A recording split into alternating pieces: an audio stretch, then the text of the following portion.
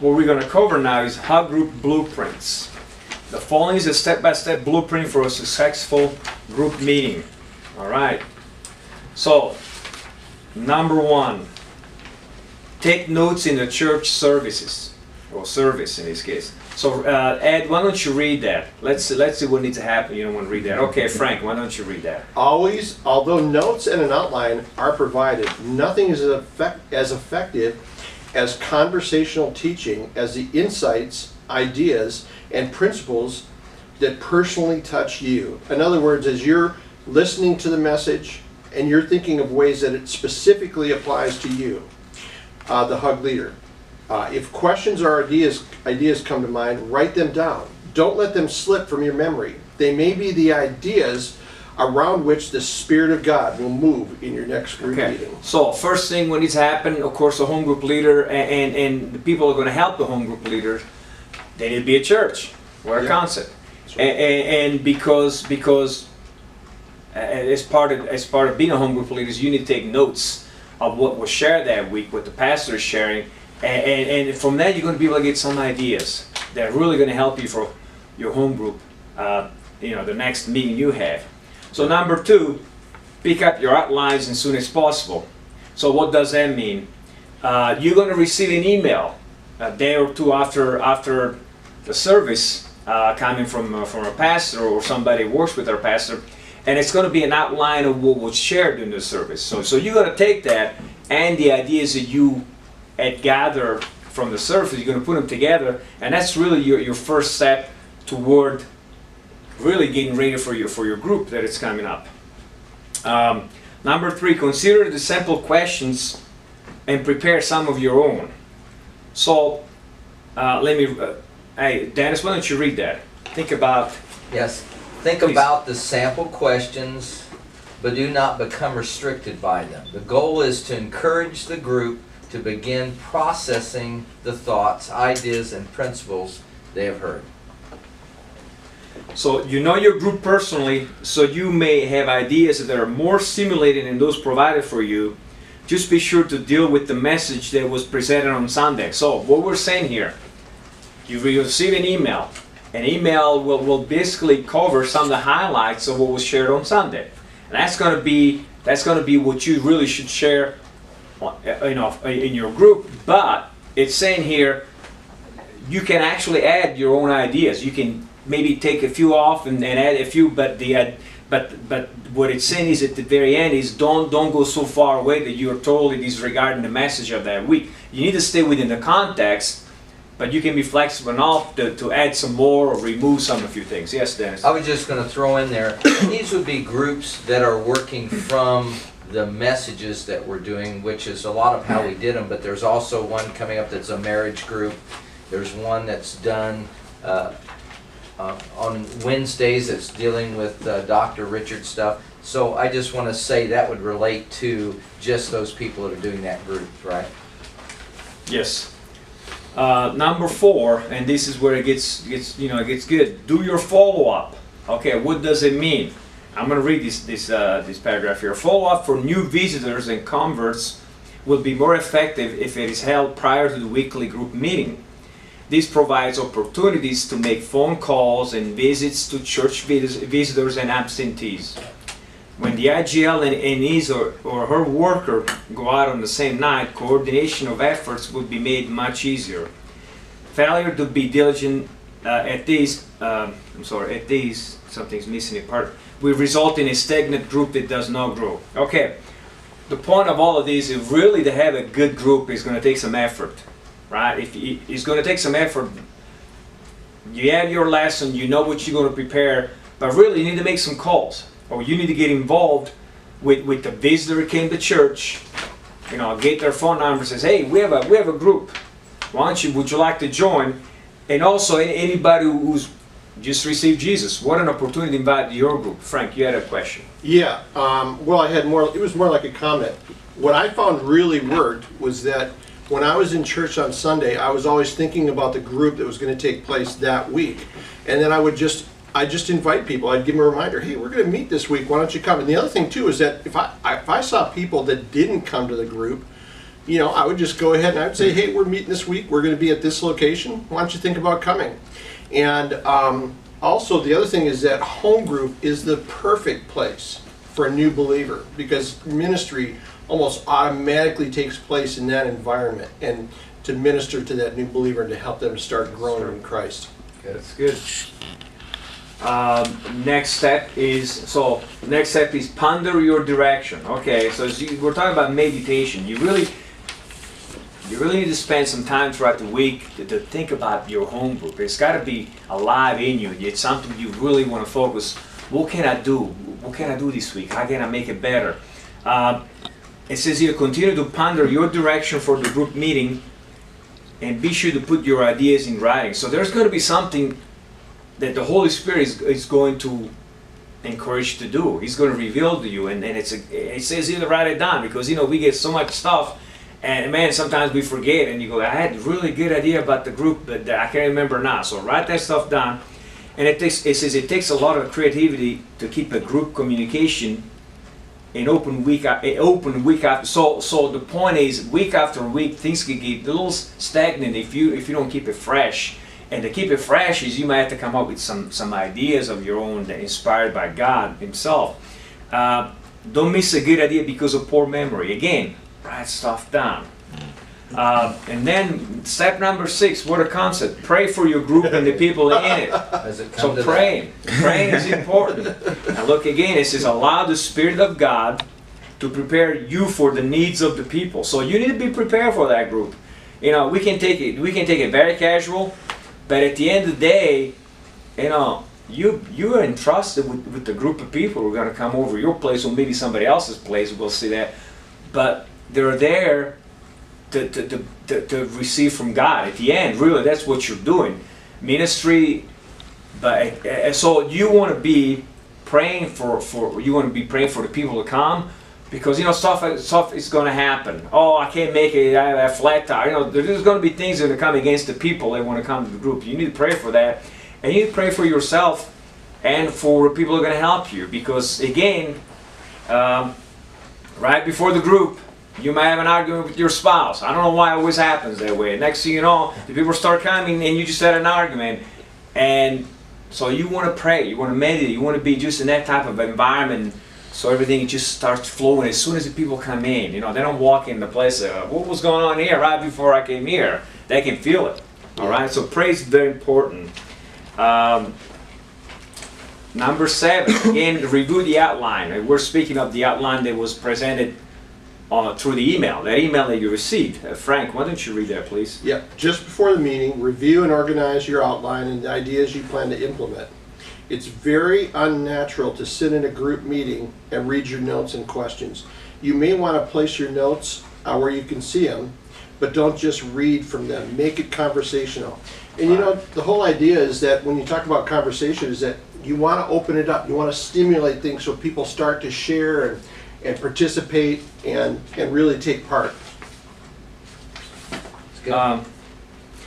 Arrive early. So of course, if you're going to somebody's house, or if it's your house, make sure you're that early.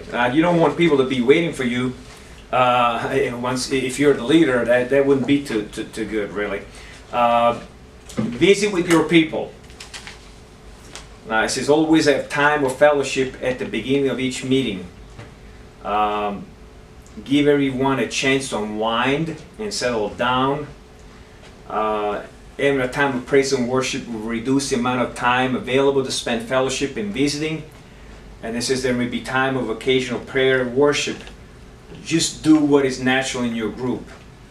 And this is the key. The meeting must not be too lengthy. About 90 minutes is adequate. So you show up to the meeting, have a few minutes to get the meeting rolling. You visit, don't just walk in there and start the meeting, right? And have some worship music. In most cases, it works really well and gets people prepared. But the key is 90 minutes. Don't make it last too long, because people are going to get tired. And yes, Frank? I always found it was a struggle, because we normally had a little bit of, people would bring snacks and stuff in fellowship. But I always found it a struggle, because that time can last forever. Oh, yeah. So you almost have to be, you know, a little bit disciplined and willing to kind of shut that down a little bit to get the meeting started. Yes. I always had that tension. So you're gonna have to develop that. You're gonna have to develop certain skills. And just to cover number 10, transition into discussion. It says the more natural you can make the transition into the evening discussion, the better. People seem to close up if you announce that the group is now beginning. Okay, at this point we're gonna start the group, and you get your paper out. That you know, you're gonna find some people are gonna freak out a little bit. So you have to develop those skills. How to make it, how to go from worship to you know, to the actual discussion. You will see. It's something you will learn as time goes by, but keep that in mind. Number 11, always be conversational. Everything you do should be in relaxed, non-formal, non-threatening, non-religious manner. And you'll find that especially when you have somebody brand new who's maybe not even saved. Yeah. That's when you're going to have to be very relaxed. That's when you might have to do something different that night. You know, if you have a format, you have everything laid out, and somebody brand new shows up, it may not work for that person. You might have to just say, okay, tonight we're going to do something a little different. Prepare your group to say, we have a new person coming, so tonight we're going to do something a little different. We're going to focus on this person, but let's not try to be too religious, and let's not overwhelm this person with scriptures. Let's just be normal. That's really important when you have brand new people, okay? Keep that in mind. Now, again, time. Number 12 says always start and stop on time. And look what it says here. Failure to start on time encourages people to be late. Okay? So if you say we're going to have a group at 7 o'clock or whatever, 7:30, if you start starting your group 10 hours late, 10 hours late, then good luck. See you next. 10 minutes, 15 minutes late, guess what? People are going to say, okay, and then it's okay for me to be 10, 15 minutes late. So if people didn't come on time, they missed the food.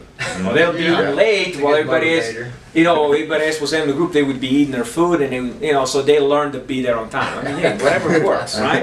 There's some people that will only come for the food. Well, that's a good point. While you never want to rush through the process, it is essential to always be aware of time, and also ending on time. Like I say, if you don't say we're done by 9.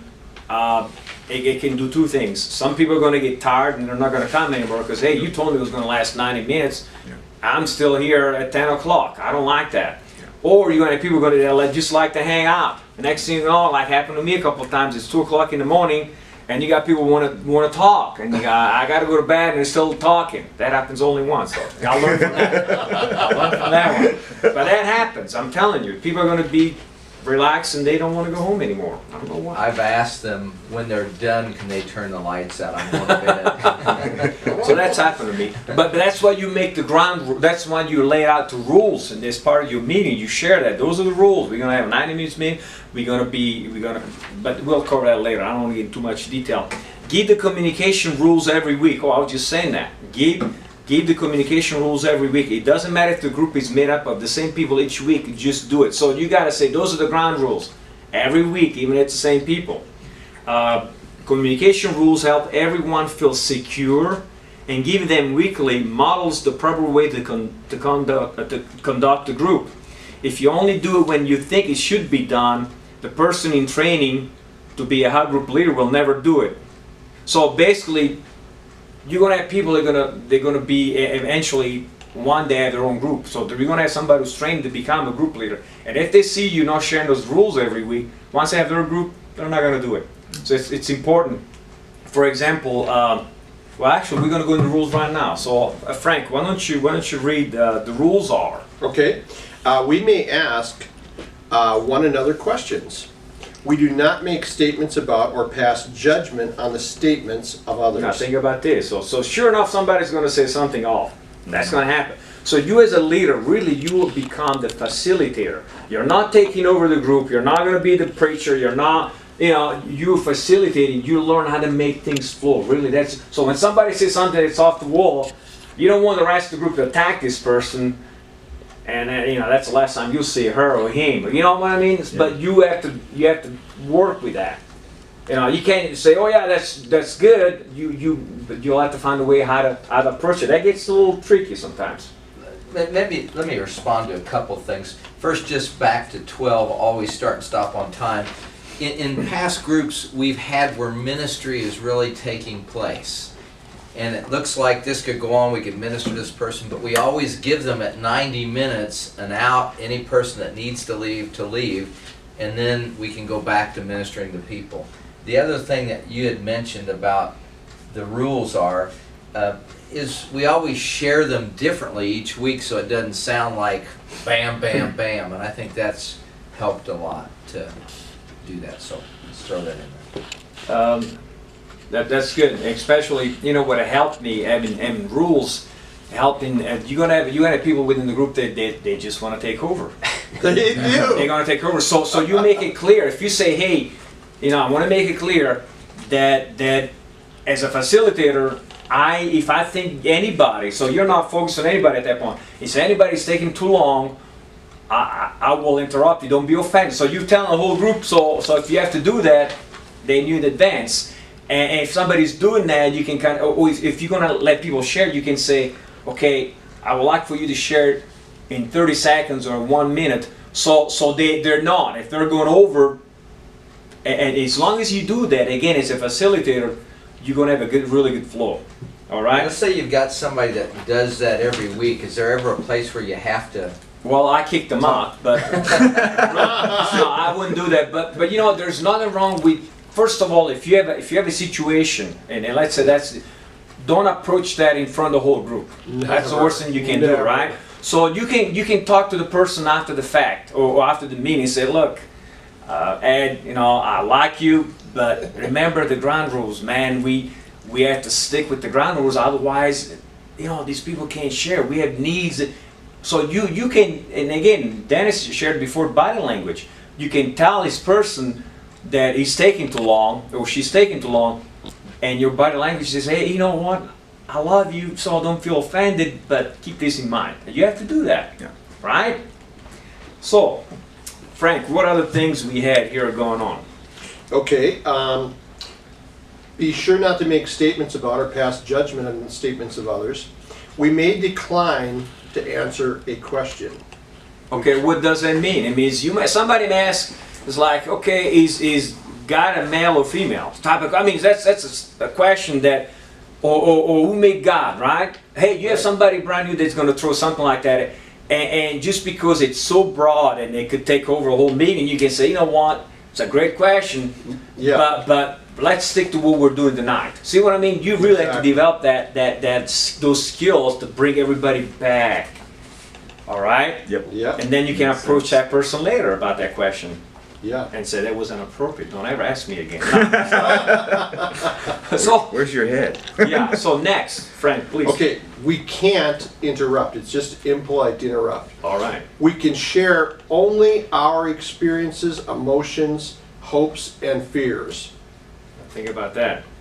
No one can dominate the floor. Okay, we have covered that. Let's make sure nobody takes over the whole meeting. Keep going. You cannot incriminate anyone else by what you share. So what that means is, that's one of the rules. I always used to tell the people, everything that is shared here remains here. So because there are times where people are going to get personal. Yeah. I mean, there's going to be times where people start laying down all their problems. Yeah. And again, you as a facilitator, you may not want to have too much stuff to be spilled over because you know, some stuff is personal. Okay, and you tell the group, look, everything happens here, stays here. This is one of the main rules. Has to be a safe It environment. has to be a safe environment, otherwise people won't share anymore, right? And then it says next, what we say here stays here. Yeah. When giving the communication rules, work within an appropriate time. And then I'm going to skip a few things because I think we really have covered this in a different ways. Let's see. Let's go to number 15. Now let's go to number 15. Dennis, do you want to share that? We just read number 15. Well, just start reading the first piece. Always have people pray for one another. It is rarely effective to pray in a circle. Nothing is learned from that method. It makes the visitor uncomfortable and dominant behavior patterns. despise it. Obviously, if a person has never prayed for another, have them join you or another stable group member in praying for someone. Never make a person feel uncomfortable. So that's interesting. You know, we assume that everybody is okay with praying. Yeah. But you're gonna have, you know, if it's a group of people you know well, that's not gonna be a problem. But if you have a new person coming in, and I had that happen in my group, they were like, you asking me to pray. I had that happen to me, not at Dennis's and Denise's group, but in a prior group, where I was told, okay, it's your turn to pray. And it's like I didn't even know how to pray, and that was the last time I showed up at that meeting. So you could lose people if you force them to do things they're not comfortable with. So praying, you think that everybody should be comfortable for praying, but a lot of people like to pray in private for themselves. They're not used to pray for other people. So you need to recognize that. Okay. Good point. And it says after sharing, ask people to pray for one another. Sometimes you may designate specifically who should pray for whom. So that's a smart way to do it. So if you know somebody there who's not comfortable with praying, you find somebody who's really comfortable with it and says, hey, can you pray for this person? And everybody will take prayer. You know, they may be afraid to pray, but they're not going to be afraid to receive prayer. You know, keep that in mind, okay? And then as they become more comfortable, maybe in the following meetings, they'll start praying a little bit at a time. And maybe one-on-one, men should pray for men and women should pray for women. And That's if a it's very in a good, group, that's a very there's good rule. group, it's You might, okay. that's a very important thing to keep in mind. You know, boundaries. Okay, let's keep that in mind. What else is this? It says something about. It says, I like that. Either way, you want the group members to actually lay hands on each other as they pray for one another. This is how people learn to pray and minister to others. So it's important. It says here, it doesn't really say all up, but it says to lay hands. Why is that? Because that's what the Bible says, right? Yeah. It says that we Yeah. pray for each other, we should lay hands, Yeah. right? And some people need hands laid on more than others. And you know why? Also, there's something about laying hands that it says, I care for you. You know, Yeah. there's that intimate touch that, you know, when I feel somebody's hand on me, it really says, I care for you and I'm praying Yeah. for you. So that's important, but it's actually a biblical thing to do. You know, that's what Jesus says. Is, you know, that's what the apostles says. They said you got to lay hands. That's why we do it. Yeah. Skipping. 16. Frank, can you read? Yep. As the meeting ends, ask each person to share in a brief statement what they are taking home with them from the meeting. Ask, what did you get out of tonight's conversation? This is a good place to pick up on testimonies for Sunday service. It can also be a time when people share testimonies as a result of the previous week's prayers. Now, what a deal. You know, somebody may say, hey, this is what I got. God gave me a vision or something happened to me. And you may be able to take that to the church next week and ask this person if they can share. Of course, always ask permission. Don't put anybody on the spot. So, because it's important that on Sunday you have testimonies. Even if somebody, let's say the previous week they got prayed for it and somebody got healed. Say, hey, I had this problem in my knee, I could barely walk. You guys prayed for me, and next thing you know, and I had that happen. We had powerful things happening in the home group. We had people saved. We had people from Iran that they came, a whole family got saved in my home group. That's awesome. Of course, we brought it, you know, we went to church and it was a testimony. So those things are very, very important, a testimony, right? It helps encourage others to know that, hey, God does care for me. If He did it for this person, He's going to do it for me too, right? Discuss outreach. Of course, if there is any outreach going on, you need to discuss it with the group. How is your group going to help?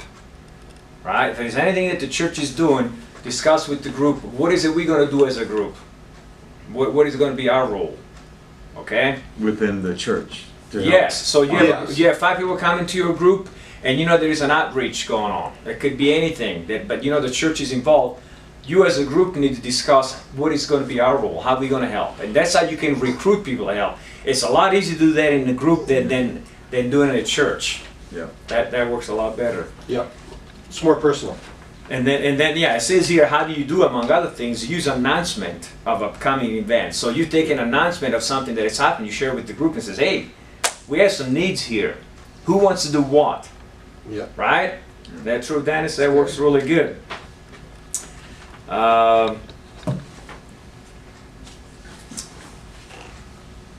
That's still that. So number 18. I'm going to jump all the way to number 18. Frank, can you read close the Yep. meeting? Close the meeting and have workers queued to start moving people toward cleaning up. Tactfully begin moving people towards the door at the appointed time. Even if they are enjoying themselves, they will not come back if the group stays too late. And you must be considerate of the host's home, children's bedtime, etc. Do not leave talkers in the house. Kindly move them out. This should not be left to the host or hostess. Okay. So here is assuming that you as a leader have gone to somebody else's house, but it could be your house, right? Yep. We'll find out in the next lesson Yeah. a little more about the rules, okay? But it's important, again, going back to the time thing, you know, if he says it's 90 minutes, it's 90 minutes. And if you're in somebody else's houses, again, people want to go to bed, you have kids. You have to be good, you have to develop those skills. Again, that's what the home group is going to do for you. You're going to develop skills how to facilitate, how, without offending anybody, and saying, okay, remember we agreed to a 90 minutes meeting, it's 9 o'clock, so I want to encourage everybody to start. But what it says here also, make sure that people help out. So if there was a meal prepared, somebody had to cook a lot of stuff, there's dishes, hey, get the people involved to clean up before they leave. What a concept, right? Yeah. Number 19, fill out your report.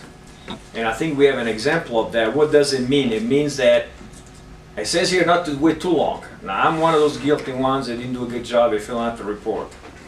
Most of them. Most of it, okay, I feel a lot better. I was one of many. You're in good company. So what it says here, don't wait too long to fill up your report. And what is a report ad? Is basically a form. It says you can use your own form, I'm assuming, but basically you're sending an email to the pastor and say this is how many people we had. It's good to have a list, so they can kind of keep an eye on somebody maybe hasn't been showing up in several weeks at church. What's going on with this person? Have a list of people who were there, and then you can say, hey, this is what happened. You know, we had worship. You can say we had worship. We shared this, and we had prayer for those people. So you can get a little bit without making it too difficult for yourself. Yeah, You he's can- got the report. Yeah, right you here. can. That makes it easy because it really shows what the things that you should fill in. Don't make it too difficult. But again, it's good to share what happened.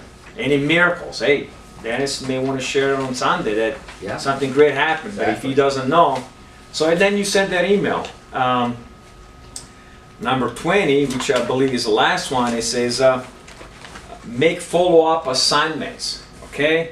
As you do your report, you may prepare follow-up assignments. It is best to do your report immediately. We already covered that. And it says, now this is summarizing again, from beginning to end, the meeting should last approximately 1.5 hours. We stress this out 3 or 4 times. That's really, really important, your time, okay? Meeting longer than this will result in the loss of your group members. You get that? So if you start going too long, you're losing people. Occasionally, your special events may last longer, but try the group meeting to this length. If your group grows too large, it becomes too difficult to allow people time to share. So what happens if your group becomes too large? It's time to multiply your group. That's why you have to raise leaders. Meanwhile, we're going to cover more of this. Now, this ends the hub group prints.